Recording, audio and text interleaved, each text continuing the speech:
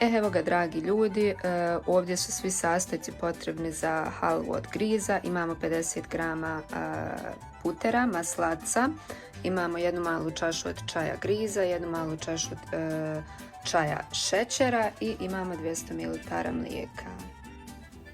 Ovdje imamo rastopljeni maslac u koji ćemo dodati griz. I to ćemo pržiti, da kažem, onako na laganoj vatri dok griz ne dobije jednu lijepu zlatnu boju. Postupak je isti kao sa našom bosanskom halvom koju pravimo sa brašnom, samo što je u ovom slučaju griz i prelit ćemo to mlijekom i šećerom umjesto šećerom i vodom, odnosno agdom.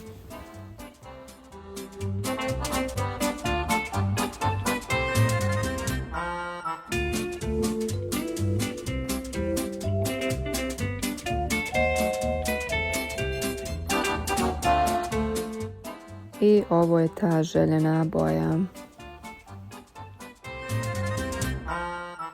Nakon što je griz dobio jednu lijepu zlatnu boju, u to dodamo prokuhano mlijeko i šećer i miješamo neprestano dok ne dobijemo jednu smjesu koja je, onako da kažem, kao kašica.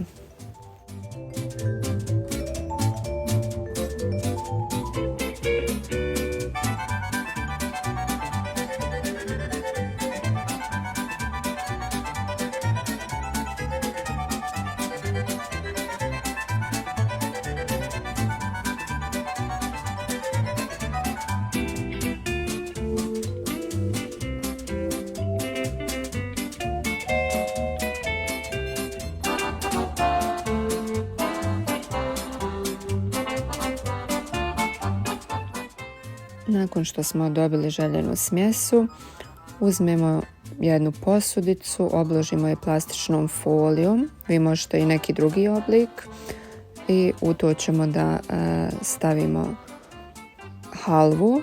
U sredinu ćemo staviti jednu kuglu sladoleda. Ja sam koristila ovaj sladoled od vanilije sa kokosom i onda ćemo da poslužimo.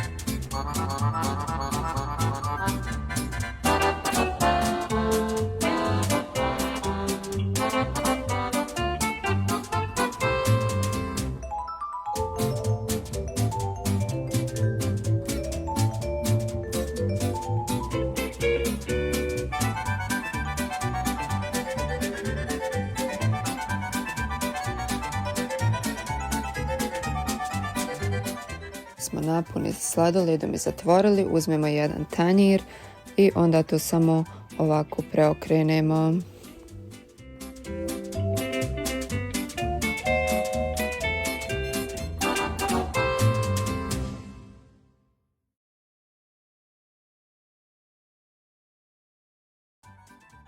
To dekorišemo ovako sa malo pistacija, a vi možete i drugačije. Ovo je sladoled od vanilije, vi možete i čokoladu i bilo koji drugi, zavisi koji volite.